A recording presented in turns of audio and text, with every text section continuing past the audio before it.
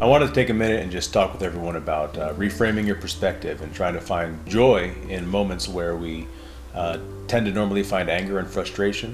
And I wanted to share a story with you guys. The other night when I was laying in bed, getting ready to go to sleep for the night, my wife looked over to me and she asked me to go check the back door. A little frustrating right at first because I'm already, laying down with my CPAP machine on and she's sitting there watching TV. But I get up and I go to walk out to the back door. And as I'm walking across the carpet, like many parents have done in the past, I stepped on one of the hardest, smallest toys that my son had sitting in the center of the carpet.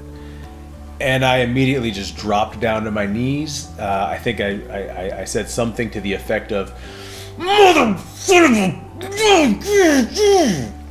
And I was immediately angry, and I was trying to find a reason to justify my anger. I was thinking, my wife turned off the light, and I know she looked across the carpet and she saw this little toy sitting on this white carpet, plotting revenge, plotting putting all these little toys out there, and then getting her to step on them in the future. Just trying to find a reason to justify why I was so angry. And my wife, she heard me grunting and groaning, and she came to the door and she stuck her head around the corner, and she said, I think I'd rather step on one of those toys every night than not have the reason for why those toys are on the carpet be in our house.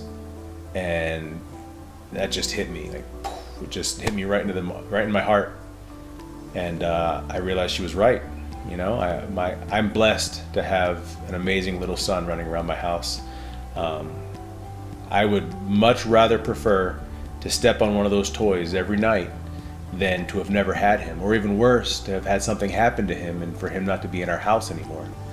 So in that moment, even in the pain and in the frustration and knowing that I made myself look like a fool, I found joy in pulling a toy out of my foot, because I realized my perspective had changed, and I realized how lucky I was. So I hope that little story encourages you guys to open your minds next time you get frustrated over some of the small stuff, and recognize that there's joy within that too.